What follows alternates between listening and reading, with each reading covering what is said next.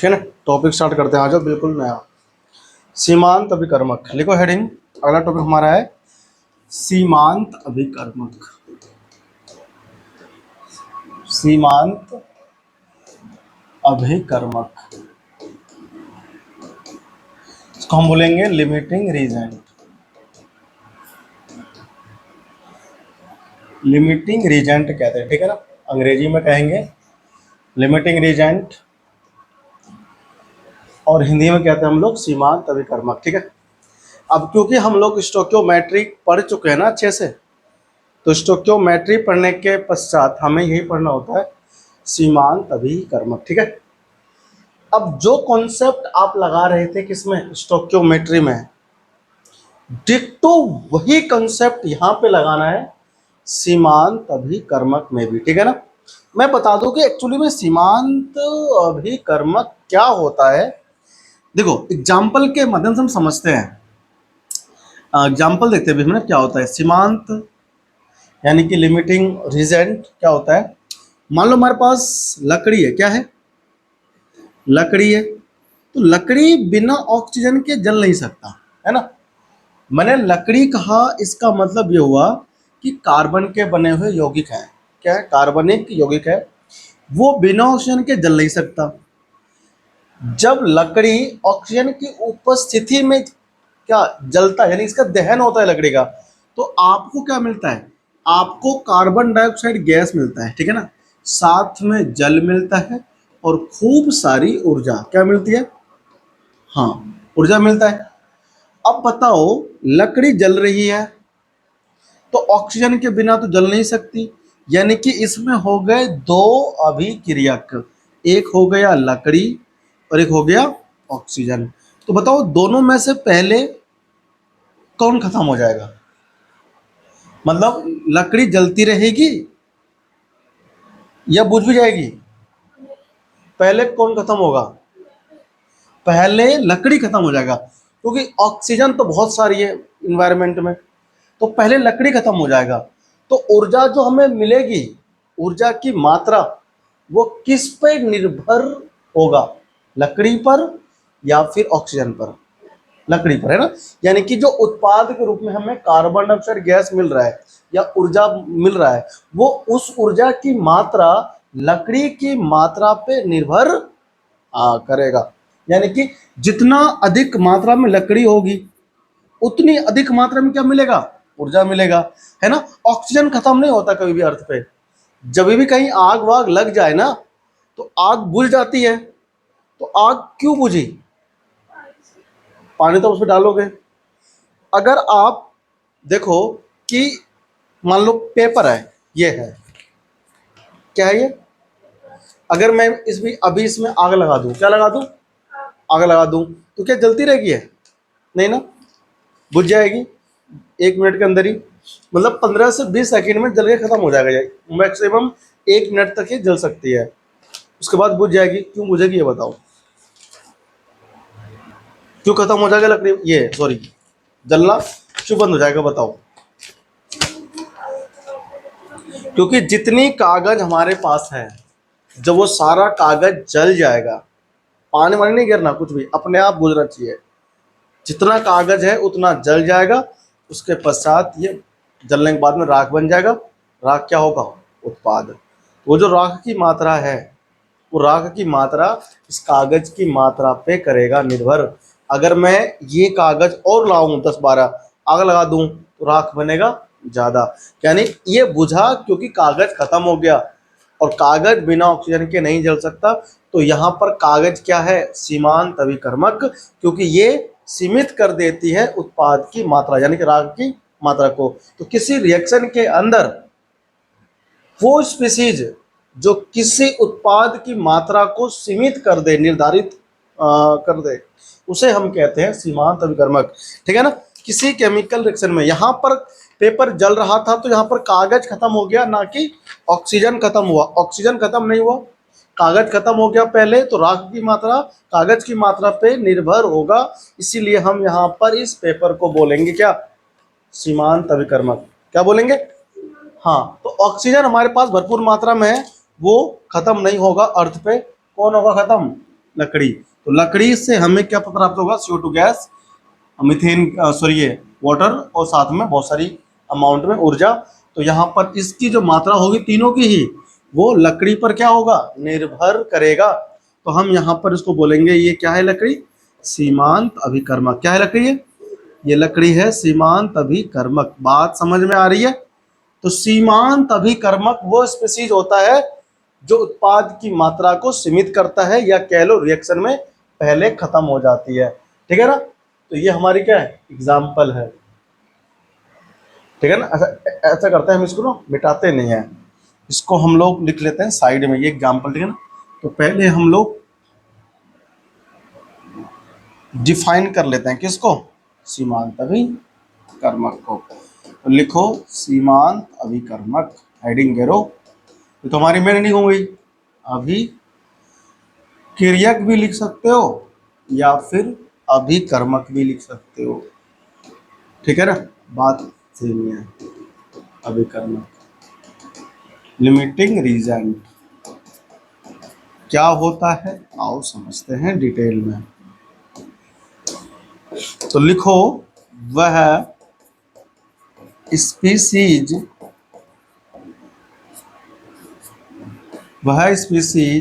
या अभिकर्मक जो रासायनिक अभिक्रिया में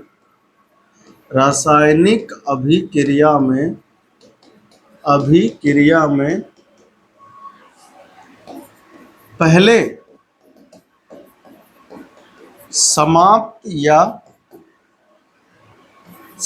पहले कंज्यूम्ड हो जाएगा, मतलब पहले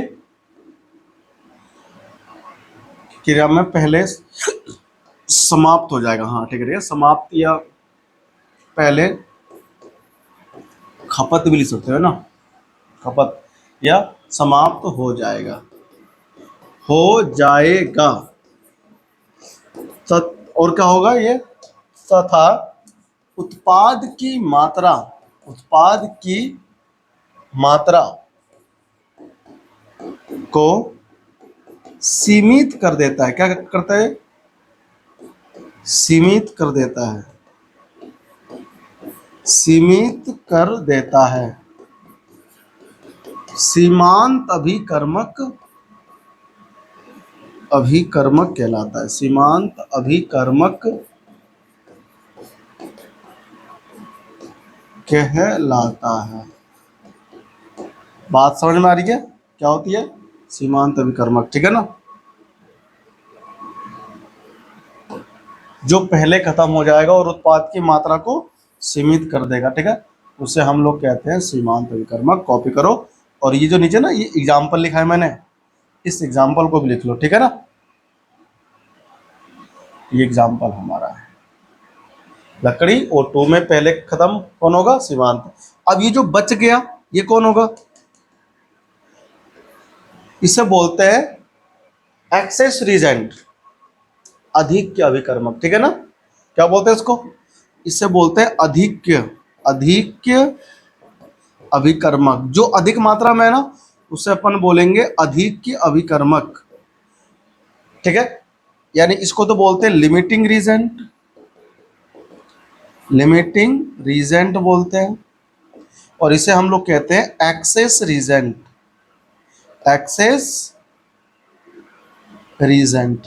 ठीक है ना, एक्सेस रीजेंट का मतलब होता है अधिक मात्रा में जो रह गया था किसी रिएक्शन में, जो खत्म हो गया वो तो खत्म हो गया। अब भाई मान लो एक एग्जांपल हम रियल लाइफ का और लेते हैं। अब हम क्या कर रहे हैं, दाल चावल बनाया है ना, दावत दे रहे हैं, सब लोग खा रहे हैं दाल चावल। अब चावल बन गया ज़्यादा, दाल बन गया, ये दाल किलो कम पड़ गया, दावत में दाल कम पड़ गया, तो कोई चावल खाली थोड़ी खाएगा बैठ के, सब्जी वब्जी नहीं है। कभी तुम सोचो कि सब्जी खा लेगा, केवल दाल चावल बना था दावत में, और चावल बना और दाल बना, सब लोग खा रहे हैं बैठ के, है ना, तो दाल खत्म हो गया बीच में। क्या खाली हम सबको चावल ही बांट देंगे खाली, नहीं ना, दाल को बनाएंगे।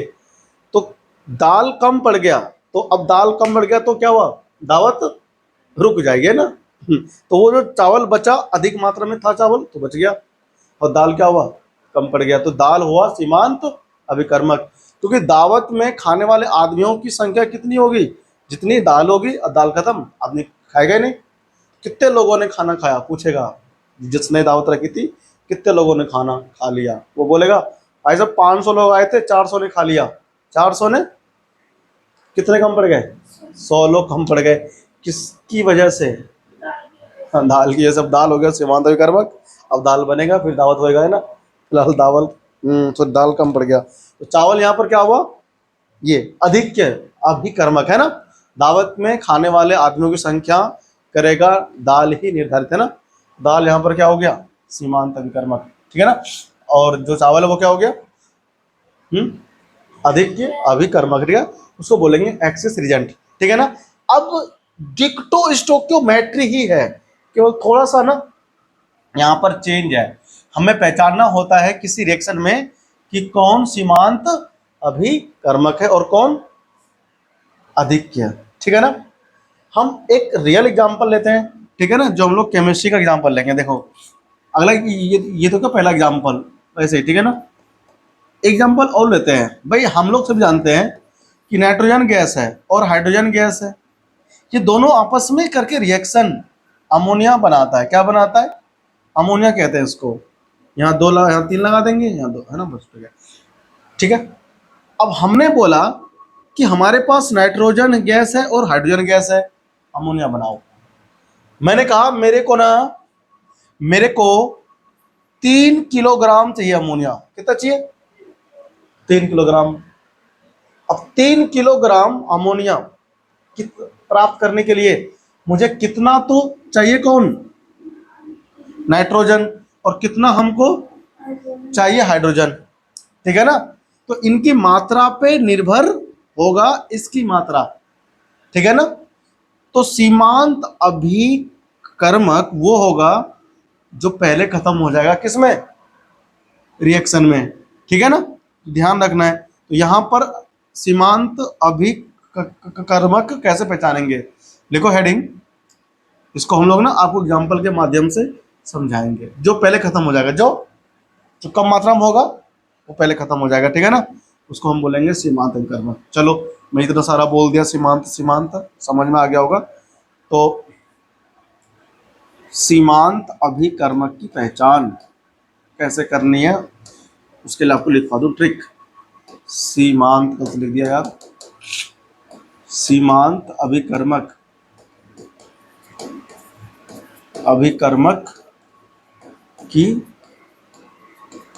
पहचान, ठीक है। आइडेंटिफिकेशन लिखो, identification, identification of limiting reagent, limiting reagent, ठीक है।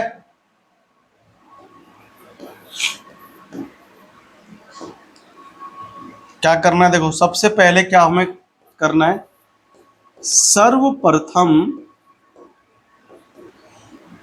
अभिक्रिया में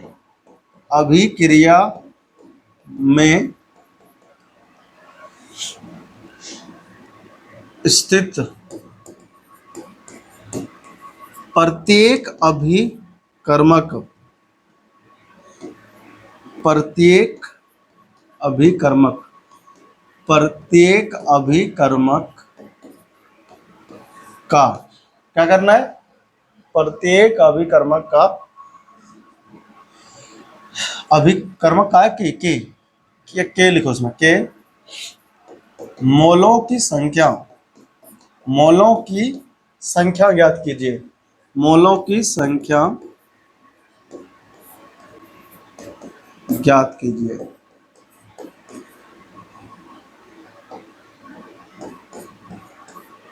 ठीक है ना। कब, यदि मोलों संख्या नहीं दिया है तो, यदि मोलों की संख्या नहीं दिया है तो, यदि मोलों की संख्या, मोलों की संख्या नहीं दिया है तो, नहीं दिया है तो भाई, अगर मोलों की संख्या को दे रखा है पहले से ही रिएक्टेंट का तो फिर नहीं निकालना, है ना।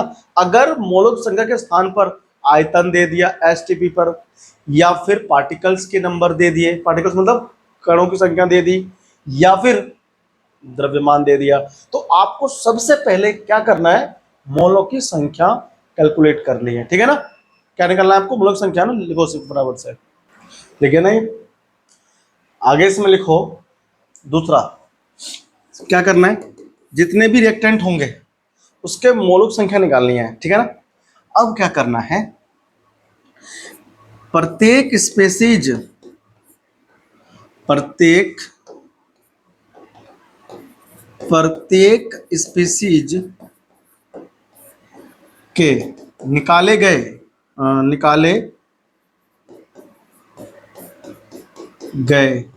मोलों की संख्या, मोलों की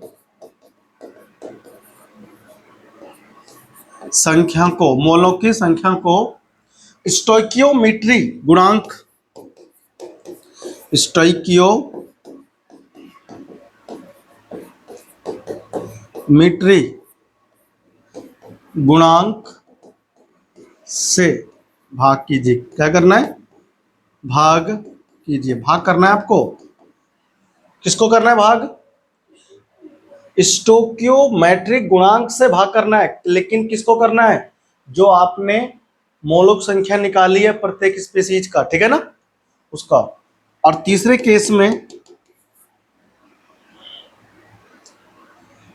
जिसका कम मान आएगा भाग करने के बाद, वही स्पीसीज क्या होगा, सीमांत अभिकर्मक। ठीक है ना, कम आएगा बेटा, अधिक आएगा तो फिर अधिक में हो जाएगा ना, जिसका कम आएगा मोलों की संख्या, मोलों की संख्या को भाग करने के पश्चात, भाग करने के बाद जिस स्पीसीज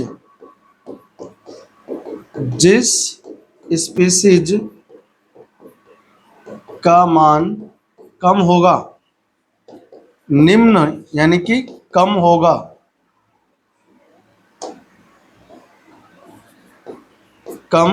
होगा, वही स्पीसीज उस अभिक्रिया का सीमांत अभिकर्मक होगा। क्या होगा, अभिक्रिया का सीमांत अभिकर्मक होगा, सीमांत अभिकर्मक होगा। बात समझ में आ रहा है कि कौन होगा लिमिटिंग रिएजेंट। ठीक है, अब मैं ना तुम्हें ये एग्जाम्पल से समझ में आएगा कि कौन होगा सीमांत अभिकर्मक। ठीक है, कॉपी करो इसको, फिर मैं भी एग्जाम्पल लेकर आपको इसे समझाता हूँ। देखो एग्जाम्पल देखो, है ना, चलो आ जाओ एग्जाम्पल सेलेक्ट कर रहे हैं। एग्जाम्पल है, देखो नाइट्रोजन गैस और हाइड्रोजन गैस करके रिएक्शन क्या बनाएगा, दो अणु अमोनिया के बनाएगा। ठीक है, अच्छा एक बात ध्यान रखना, लिमिटिंग रिएजेंट हमेशा इधर का निकलता है।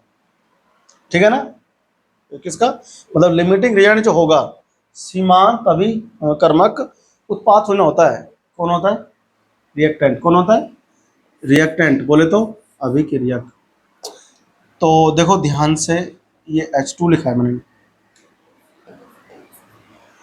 मान लो हमारे पास ये हमारे पास है 42 ग्राम, और ये हमारे पास है कौन, 40 ग्राम। कितना है, अब ये कितना बनेगा 42 ग्राम नाइट्रोजन अभिक्रिया कर रहा है 40 ग्राम हाइड्रोजन के साथ में, तो अमोनिया कितना बनेगा बताओ, पता कर सकते हो कितना बनेगा अमोनिया। अभी तक तुम ऐसे क्वेश्चन कर रहे थे ना, तो जहां पर दो स्पीसीज था उसमें से कोई एक दे रहे थे ना, या तो ये दे रहे थे और ये पूछ रहे थे, या फिर ये दे रहा था और ये पूछ रहा था, तब तक तुम सिंपल स्टोइकियोमेट्री लगा रहे थे। अब क्या हुआ है, तुम्हें दोनों स्पीसीज का दे दिया भार। किसका, जब दोनों स्पीसीज का भार देता है, या फिर यहाँ पर हमने भार लिया है, यहाँ मोल भी ले सकता था। ठीक है, इसके पार्टिकल्स के नंबर भी ले सकते थे, कणों की संख्या भी हम इसका ले सकते थे, कुछ भी लेते हैं, लेकिन दोनों का लेते हैं। अब हमको बताना है कि अमोनिया कितना बनेगा। तो अमोनिया की मात्रा कितनी बनेगी ये उस स्पीसीज पे निर्भर होगा जो पहले खत्म हो जाएगा, जो पहले। अब तुम्हें ये इसमें पहचानना है कि बताओ N2 और H2 में से कौन है सीमांत अभिकर्मक, कैसे पहचानेंगे? ठीक है, तो पहली बात तो यहां पर आपको यह लिखना है कि यदि किसी रिएक्शन में दो या दो से अधिक स्पीसीज का दिया है मोलों की संख्या या द्रव्यमान की संख्या या पार्टिकल की संख्या, तो हमें सीमांत अभिकर्मक कॉन्सेप्ट यूज करना है। तो यहां पर मैं लिख रहा हूं, यदि अभिक्रिया में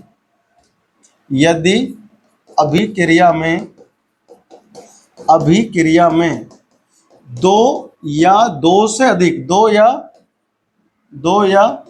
दो से अधिक, यदि दो या दो से अधिक अभिकर्मक का द्रव्यमान या मोलों की संख्या या आयतन या कणों की संख्या दिया हो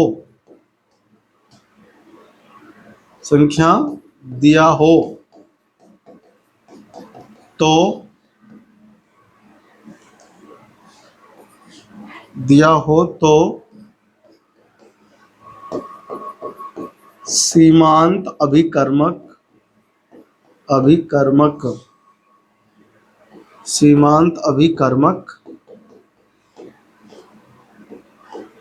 कॉन्सेप्ट लगाते हैं। पेपर में ये सब लिखने को नहीं आएगा, ठीक है ना।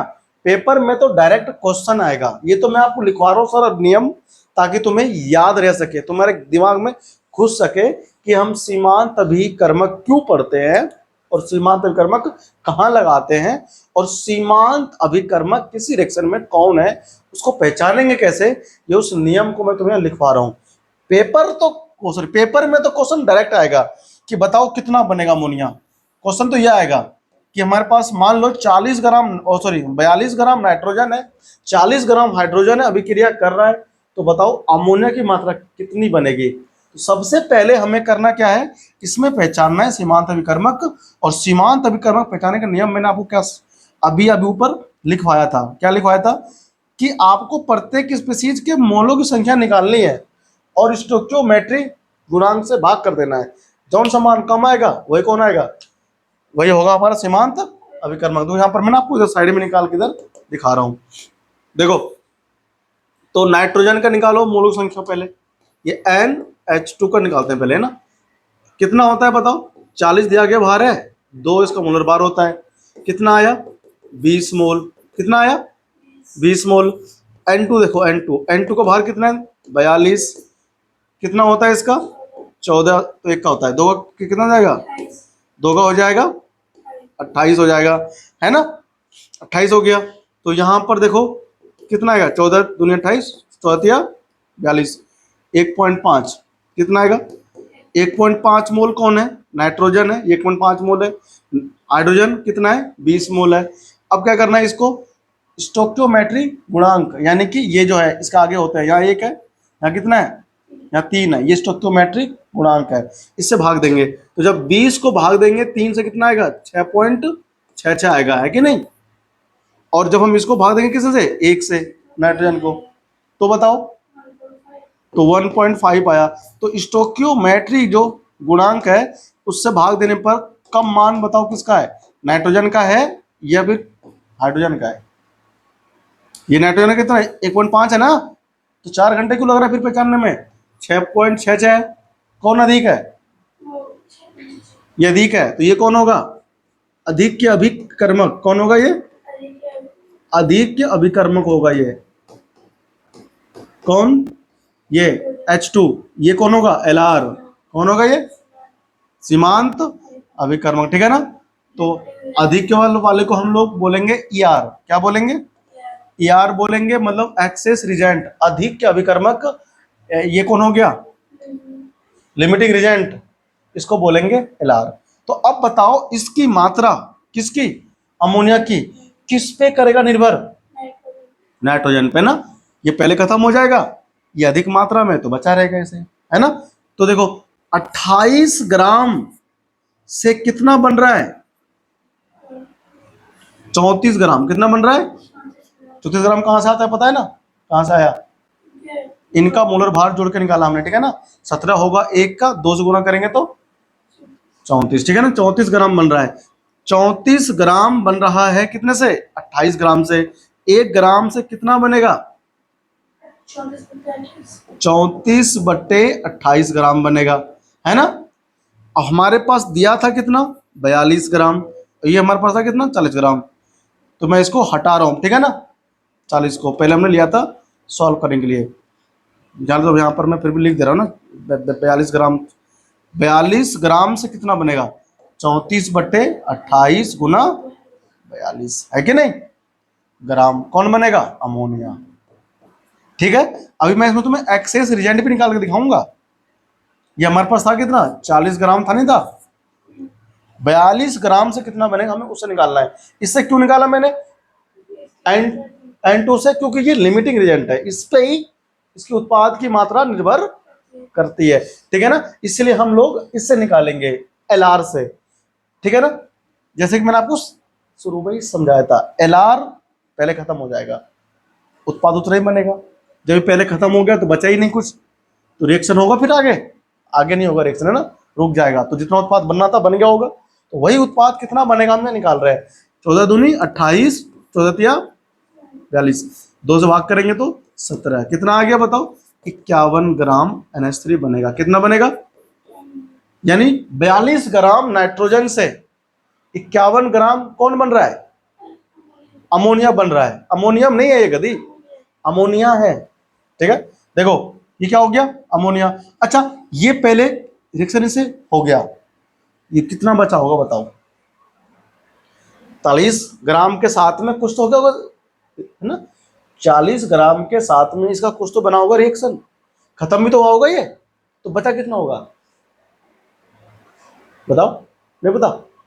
वही निकाल लेंगे अब। जितना बचा होगा वो कौन होगा? अरे कौन सा अभिकर्मक, नाम नहीं उसका, ER होगा। कौन होगा? ER को हम क्या बोलते हैं? अधिक्य अभिकर्मक। तो 42 ग्राम के साथ इसने करा होगा रिएक्शन, कितना बच गया होगा? कैसे पता करना है बताओ? अब हम इसके साथ में खेलेंगे, ठीक है ना। अब मैं इस रिएक्शन को फिर से लिख रहा हूं, इसको तुम पहले लिखो। तो हम यहां पर क्या लिखेंगे? 42 ग्राम, देखो इधर 42 ग्राम, जी लिख दूं मैंने सिंपली, 42 ग्राम, 42 ग्राम N2, 40 ग्राम H2 से अभिक्रिया करके, ये मैं लास्ट में लैंग्वेज लिखना है, अभिक्रिया करके 51 ग्राम, कितना? 51 ग्राम अमोनिया प्राप्त होगा। प्राप्त आई बात तुमको समझ में? नहीं आई, ये बात नहीं आई तुमको? ये भाषा लिखना आना चाहिए। अगर भाषा नहीं लिख पाए फिर तुम दिक्कत कर दोगे ना। ये लो कॉपी करो फटाफट, ठीक है ना। हम लोग अभी बढ़ते हैं आगे। अभी हम एक्सेस रिजेंट भी निकालेंगे इसमें से। एक्सेस मतलब अधिक के अभिकर्मक, है ना। वो मैं इसके नीचे निकालूंगा ना, इसमें खत्म हो गया। कॉपी करो फिर बढ़ते हैं आगे। हाँ भाई, कभी कभी ना बच्चे ऐसा करते हैं कि देखते हैं ना, जैसे केमिकल रिएक्शन है, N2 कितना है? 42 ग्राम, और H2 कितना है? हाँ, तो कुछ बच्चे भ्रम पाल लेते हैं कि जो कम होगा ना इसमें से, जैसे ये 42 है, ये 40 ग्राम है, तो कम कौन है? तो ऐसा लगता है कि बच्चे सोचते हैं कि ये कौन है? सीमांत अभिकर्मक, जो कम हो गया। नहीं, गलत है वो, ठीक है ना। देखो यहाँ पर ये कौन था? कम था ना। क्या ये सीमांत निकला? नहीं, क्या निकला? ये एक्सेस, है ना, अधिक अभिकर्मक निकला। सीमांत कौन है? देखो जो अधिक देखने में लग रहा है ना। लेकिन 80% क्वेश्चन में तुमको ऐसा होगा जो जिसकी भार कम होगी ना वही सीमांत होगा। 80 से 70% क्वेश्चन में ये मैंने जानबूझ के ऐसा क्वेश्चन लिया था जिसमें ना अधिक वाला तुमको क्या मिले, सीमांत भी कर्मक मिले। अधिक वाला, कम वाला क्या है, एक्सेस है। लेकिन ऐसे ही है 70 से 80% क्वेश्चनों में हमको ऐसा दिखता है जो कम दिख रहा होता है ना, जो कम दिख रहा होता है वही होता है सीमांत विकर्मक। 70 से 80% क्वेश्चन में ऐसा मैंने देखा है अभी तक क्वेश्चनों में, ठीक है ना, जो भी सॉल्व करे हैं पेपरों में या फिर जो आता है कॉम्पिटिशन में, उनमें अधिकतर क्वेश्चन ऐसे होते हैं जो कम दिख रहे होते हैं, वही क्या होता है, सीमांत अभिकर्मक। लेकिन फिर भी कम दिख रहा है ना, तो आप निकाल के देख लो, एक बार मोल निकाल के देखो, फिर रिस्पेक्टिव स्टोइकियोमेट्रिक कोएफिशिएंट से उसको भाग दो, यानी कि जो स्टोइकियोमेट्रिक गुणांक उससे भाग दो, जो कम आएगा वो कौन होगा, सीमांत अभिकर्मक, ठीक है ना। अब मेरा काम क्या है इसके अंदर कि कितना बच गया होगा जब 42 ग्राम नाइट्रोजन अभिक्रिया कर गया होगा 40 ग्राम हाइड्रोजन के साथ में, तो बचा कितना होगा, कौन, हाइड्रोजन, हमें वो निकालना है, एक्सेस रिएजेंट, ठीक है। आओ निकालते हैं। देखो मैं कहाँ रख दिया हम पेन, इधर रख दो। मैं इसको यहाँ रिएक्शन को फिर से लिख रहा हूँ, ठीक है ना। N2 था, H2 था, अभिक्रिया करके अमोनिया बना रहा था NH3, तो ये था कितना 28 ग्राम, ये था कितना, सॉरी 28 नहीं था, ये 42 था। ये हमारे पास था 42 ग्राम, ये था कितना 40 ग्राम। तो हमको देखना है कि 40 ग्राम के जो है ये कितना करा रिएक्शन। देखो तो यहाँ पर 28 ग्राम है और यहाँ पर 3 लगाए ना, यहाँ कितना है 6 ग्राम, कितना है 6 ग्राम अभिक्रिया कर रहा है किसके, या फिर आप ये कह लो 28 ग्राम नाइट्रोजन अभिक्रिया कर रहा है 6 ग्राम के साथ में, किसके, 6 ग्राम के साथ में। थोड़ा इसको नीचे कर लेते हैं। 28 ग्राम नाइट्रोजन रिएक्शन कर रहा है 6 ग्राम हाइड्रोजन से, तो इसका 1 ग्राम जो है नाइट्रोजन वो कितने ग्राम के साथ अभिक्रिया करेगा, 6/28 ग्राम के साथ, है कि नहीं। हाँ, तो हमारे पास कितना है 42 ग्राम, तो 42 ग्राम नाइट्रोजन कितने ग्राम हाइड्रोजन से अभिक्रिया करेगा, बताओ, गुना कर दूंगा 42 से, है ना। तो हाइड्रोजन की मात्रा कितनी रिएक्ट हो जाएगी, देखो 14 दूनी 28, 14 तिया 42, 2 तिया 6, 3 गुना 3 ग्राम हाइड्रोजन, यानी कि 9 ग्राम हाइड्रोजन, कितना 9 ग्राम हाइड्रोजन ही 42 ग्राम नाइट्रोजन के साथ अभिक्रिया करेगा, ठीक है ना। अब था कितना बताओ 40 ग्राम, अभिक्रिया कितना कर गया, ये कितना बचा होगा, कितना बचा होगा, यानी कि हम यहां पर ये कह सकते हैं कि 42 ग्राम नाइट्रोजन 9 ग्राम हाइड्रोजन के साथ अभिक्रिया करता है, क्या करता है, अभिक्रिया करता है। तब हमें क्या होता है 51 ग्राम, कितना ग्राम, 51 ग्राम NH3 यानी कि अमोनिया, अमोनिया, अमोनिया प्राप्त होता है। समझ में आया बात कि नहीं आया, ठीक, ये चीज आपको आना चाहिए। तो 9 ग्राम हाइड्रोजन अभिक्रिया कर गया, तो बताओ ER की मात्रा कितनी बची, ER की मात्रा बेटा 40 ग्राम था, 9 ग्राम अभिक्रिया कर गया तो 31 ग्राम बचेगा ना, कितना बचेगा 31 ग्राम बचेगा, कौन, हाइड्रोजन, पड़ा होगा ऐसे, है ना, नाइट्रोजन पहले खत्म हो गया, तो कहेगा ये 31 ग्राम फालतू रह गया है ना, पड़ा रहेगा ऐसे इस साइड में, ठीक है ना। कॉपी करो ये हमारे पास, ये पूरा तुम्हें क्लियर हो जाना चाहिए, ठीक है। ये मैंने एक क्वेश्चन को आपको बहुत ही जल्दी से करके दिखाया, ठीक है ना। अब मैं कुछ और क्वेश्चन लेता हूँ प्रैक्टिस में, ताकि तुम्हें समझ में आ सके, ठीक है ना। और फिर हमारा खत्म हो जाएगा सीमांत अभिकर्मक, और अगले क्लास से अपन लोग सीखेंगे रिएक्शन इन सॉल्यूशन, अभिक्रिया, किसमें, विलयन में। विलयन में स्टोक्योमेट्री कह लो, स्टोक्योमेट्री ये सब है ना, मोलरता, मोलरता ये सब पढ़ेंगे, मोलन्स, द्रव्यमान, द्रव्यमान प्रतिशत, ये सब हमारा कल स्टार्ट होगा अगली क्लास में। इसमें हम लोग अभी एक दो क्वेश्चन और लेंगे, ठीक है ना। और ये समझेंगे कि कैसे हम लोग पता कर सकते हैं सीमांत अभिकर्मक। कॉपी करो फटाफट से, फिर बढ़ते हैं आगे। आ जाओ, एक बहुत बढ़िया सा क्वेश्चन तुम्हें दिखाता हूँ करके सॉल्व। क्वेश्चन लिखो, जब, लिखो, जब, क्वेश्चन है, जब 1.24 ग्राम, कौन, हाँ, जब 1.24 ग्राम फास्फोरस, फास्फोरस कितने, 1.92 ग्राम ऑक्सीजन के साथ अभिक्रिया करता है, ऑक्सीजन, ऑक्सीजन के साथ अभिक्रिया करता है, अभिक्रिया करता है, अभिक्रिया करता है, तो प्राप्त P4O10, P4O10 ये ना भैया, हाँ, P4O10 की मात्रा का परिकलन करिए, क्या करिए, परिकलन करिए, या कीजिए, करो, कीजिए, परिकलन कीजिए, कितनी मात्रा में प्राप्त होगा P4O10। देखो हम लोग ना इससे पहले पढ़ रहे थे केवल स्टोक्योमेट्री।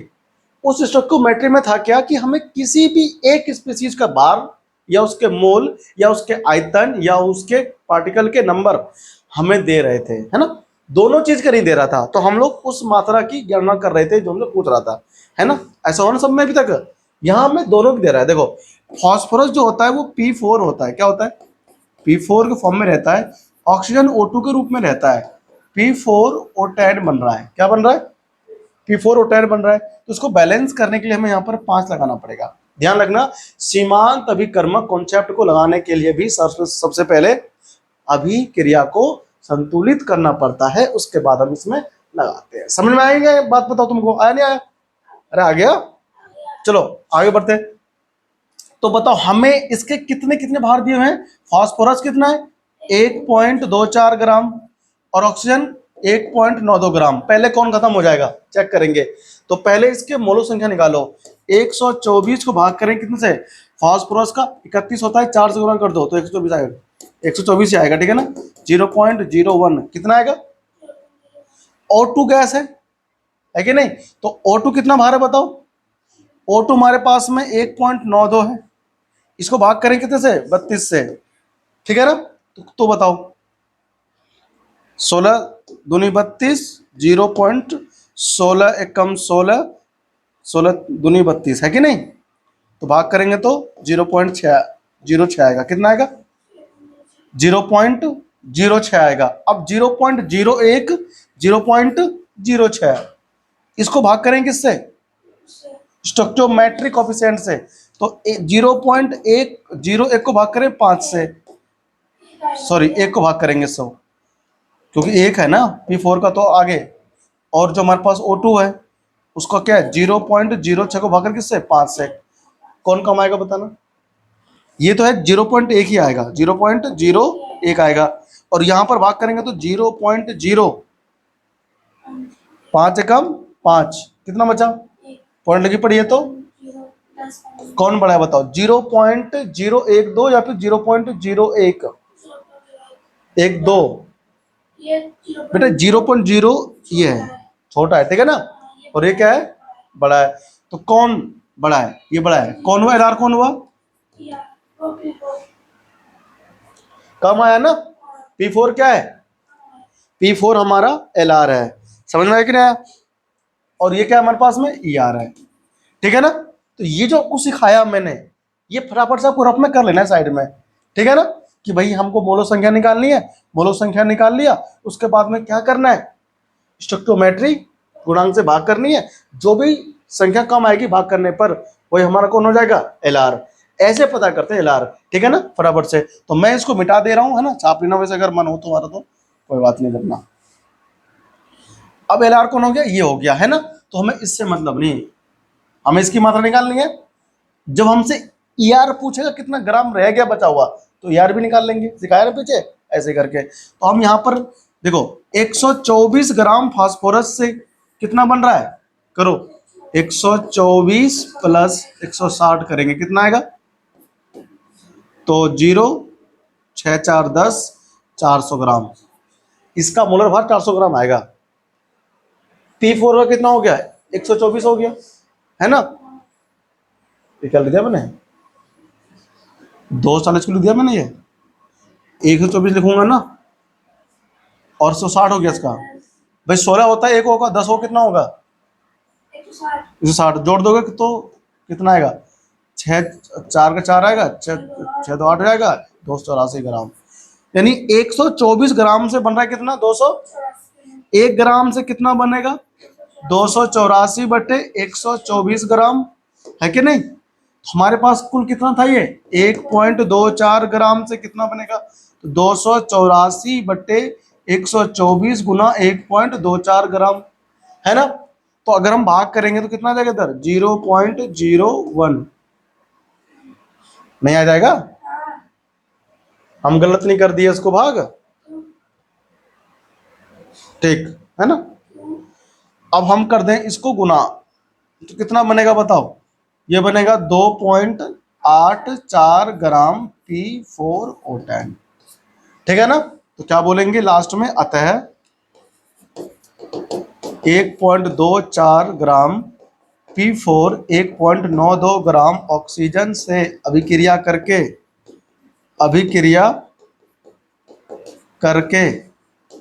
कितना बना रहा है, 2.84 ग्राम P4O10 बनाता है। समझ में आया नहीं आया, ठीक है ना। पीछा तो ना भी लिखो, अभिक्रिया करके 2.84 ग्राम P4O10 बनाता है, ठीक है ना। ये हमारा क्वेश्चन बहुत ही बढ़िया क्वेश्चन था, कॉपी करो, ठीक है ना। अब इसमें आप एक्सेस भी निकाल सकते हो, है कि नहीं, कितना बचा होगा देखो, मैं भी आपको निकाल के दिखाता हूँ, ठीक है ना, ताकि तुम्हें एक्सेस रिजल्ट भी निकालना आ जाए। बच्चे निकाल नहीं पाते हैं, बहुत दिक्कत करते हैं बच्चे। करो कॉपी फटाफट से, आ जाओ निकालते हैं एक्सेस रिजल्ट। देखो एक्सेस कैसे निकालोगे, मेरे पास P4 था, O2 था, यहाँ पर 5 था, P4O10 बन रहा था, ये था कितना बताओ, ये था 1.24 ग्राम, है कि नहीं, था नहीं था। और ये मेरे पास कितना है देखो, 100 कितना भाई, 16 होता है ना, 16 धाम कितना, 160 ग्राम ये है, और 124 ग्राम ये है। तो मैं निकाल रहा हूँ एक्सेस रिजेंट, ध्यान से, 124 ग्राम से कितना, मतलब 124 ग्राम P4 जो है 160 ग्राम O2 से करता है रिएक्शन। तो 1 ग्राम कितने से करेगा रिएक्शन, 160 बटे 120, है कि नहीं।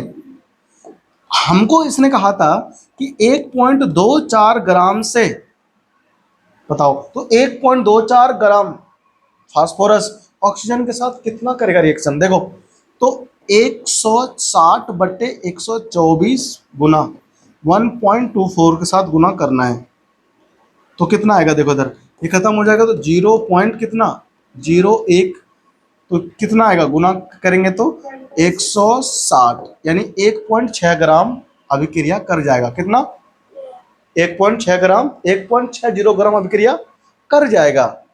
यानी कि हम यहाँ पर कह सकते हैं 1.24 ग्राम फास्फोरस के साथ केवल 1.62 ग्राम ऑक्सीजन ही अभिक्रिया करेगा। तो हम कह सकते हैं कि अधिक की मात्रा, क्या लिखेंगे, ऑक्सीजन के अधिक की मात्रा, ऑक्सीजन के अधिक की मात्रा कितनी बचेगी भाई, 1.92 ग्राम था, उसमें से 1.62 ग्राम क्या, सॉरी 1.92 ग्राम था और 1.92 ग्राम था ऑक्सीजन, उसमें से 1.60 अभिक्रिया कर गया, तो भाई साहब बचा कितना, 0.32 ग्राम ही तो बचा, नहीं बचा, इतने ग्राम बचेगा। तो ये कौन होगा, ये हमारा हो गया एक्सिस रीजेंट। ठीक है, इसी तरह से हम लोग और भी बहुत सारे क्वेश्चनों को ना अभ्यास कर सकते हैं। ठीक है, तो अगली क्लास में एक दो क्वेश्चन हम शायद ले लें, अगर मुझे अच्छा लगा तो। एनसीईआरटी में क्वेश्चन है उसे जरूर करना, ठीक है ना, अभ्यास में ढूंढ के अपने आप से। हम लोग मिलते हैं अगली क्लास में और एक नए टॉपिक के साथ मिलेंगे, एक आध क्वेश्चन करने के बाद में। उस टॉपिक का नाम होगा विलयन में अभिक्रिया अर्थात रिएक्शन इन सॉल्यूशन। मिलते हैं आपसे नेक्स्ट क्लास में, तब तक के लिए नमस्कार, जय हिंद, पढ़ते रहिए, बढ़ते रहिए, थैंक यू।